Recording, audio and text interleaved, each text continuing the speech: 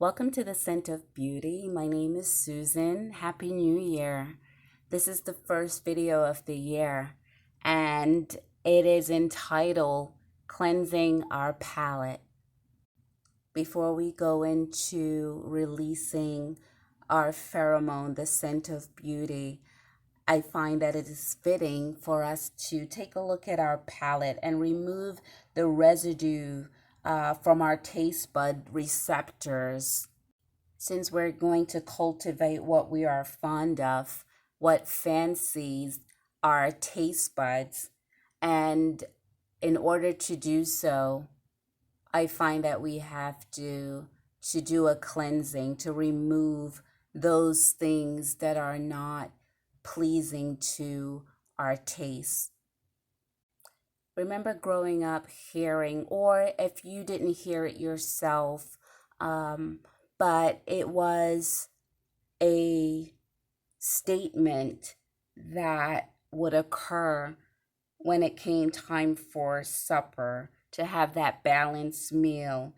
And the conversation or the statement would go as the following: we're not going to make anything special for you. You're going to eat what everyone else is eating. When it came to our particulars, what we like, there was always a fuss, a voicing of displeasure of what is displeasing to our palate. So our palate got conditioned to hold in our mouth, and we became familiar with the unfavorable tastes that did not suit or our palate didn't welcome. And as children, we sit helplessly, a subtle force. We got conditioned to palatize unpleasantries. What occurs when spewing is not an option? We just sit in time and space, the duration, sitting with a mouthful of displeasure. A mouth filled with, I can't stand this taste. I hate this vegetable. Or, you could interchange whatever it is that come to your particular mind. So our palate and taste bud got rewired and received new messages. It became insensate, which is lacking that taste, that sensation that is pleasing to us innately. And so our palate became it became what is called torpified, which is numb, lifeless, and paralyzed. And we just dealt with it. Unexamined, we became adults, and we never considered cleansing our palate. Our palate and our taste bud living together, although apart, living under the same roof. And that's a nice play with words, but the palate is bending, or the palate is molded to receive. Learn to receive and find a way to chew slowly or fast and swallow very quickly. I recently said to someone that I know, I said, "Oh, I don't like mustard."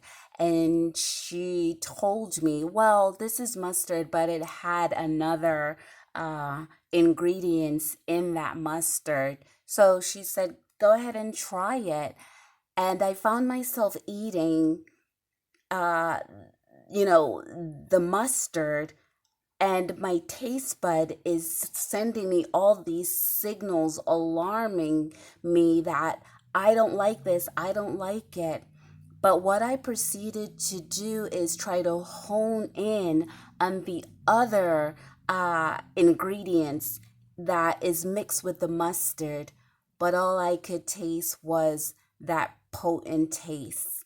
And I almost shockingly stopped and said, I don't like mustard. This is generated from eat your peas, it's good for you. Eat your vegetables, it's good for you. This quote unquote good for you, but I don't like it. And so at this point in the video, we could take a look at the inherited and inheritance, right? Because it's what we inherit, the inheritance of what is considered good. But what about when inherently, naturally, it's not a part of consequently what I taste or you find tasteful? And so what we inherited, and inherently, that's where the cleansing has to begin. It's a starting point in inheritance, right? And inherent, I got to learn what that difference is. That fine line, excuse me, that, that distinctive line. I want to hone in a little bit on that good theory or concept, because good based on what? Based on what pool? Is it good based on limited availability? Good based on slim pickings? That's important because, for instance, I don't personally like Granny Smith apple. I don't like that.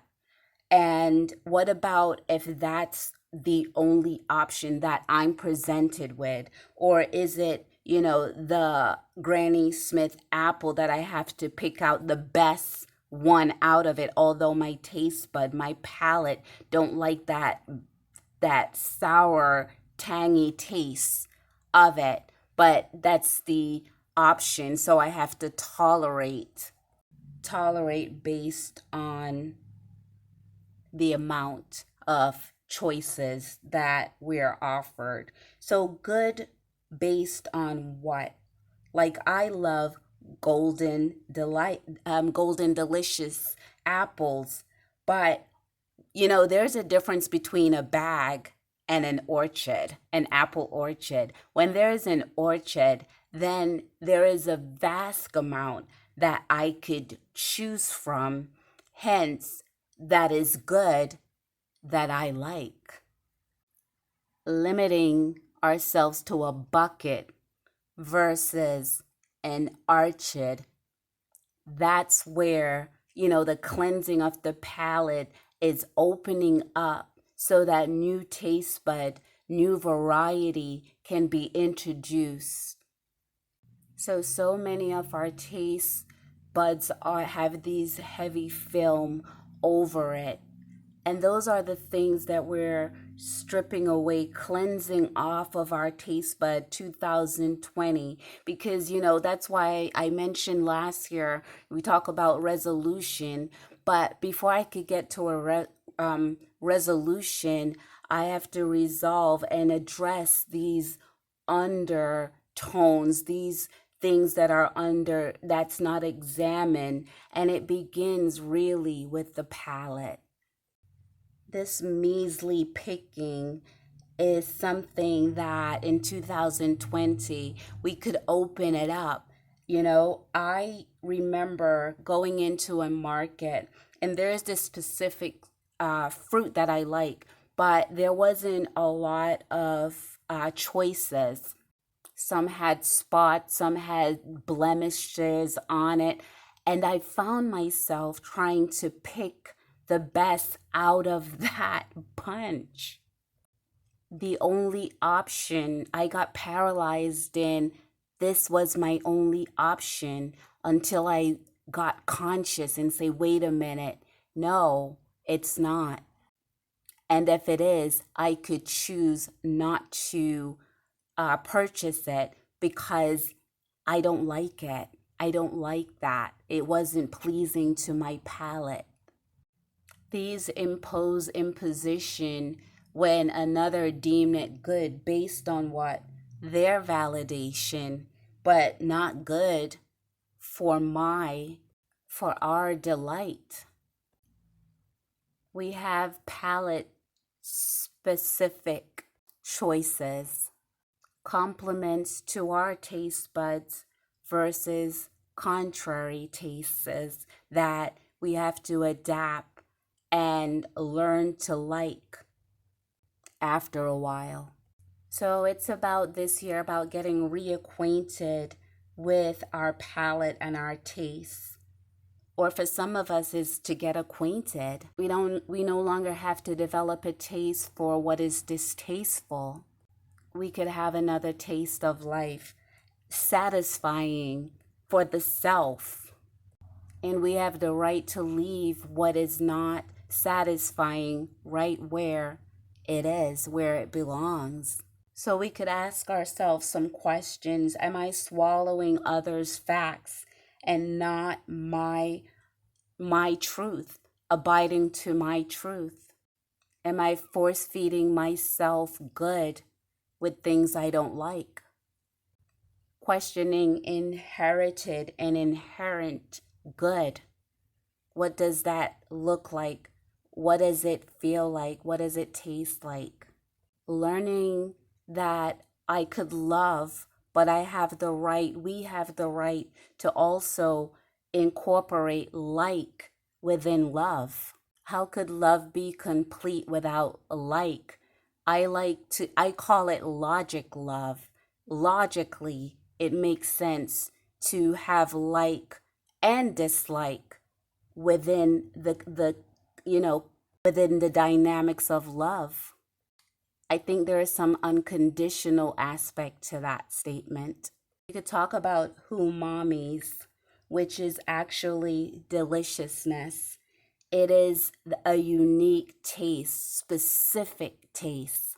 When we cleanse our palate, we have more alive buds that we taste fuller, richer, taste flavors that we like. We're talking about glutamate.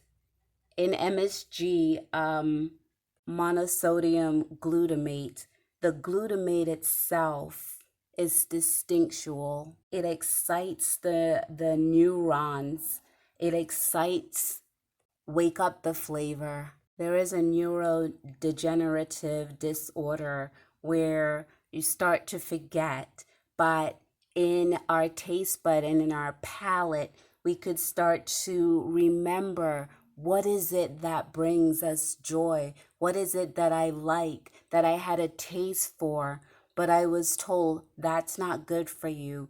And so we had to receive another message neurotransmitted through our nervous system. For the new year, we could cleanse our palate. Let's take a look at the relationships that we're having, the ones that we like and the ones that we dislike, and see where we are as far as our palate and how much have we given to good, into the idea or concept of good, while all of our senses, our palate is telling us, but I don't like it. We could change today. Hence, we could have the scent of beauty. Thank you. Happy New Year again.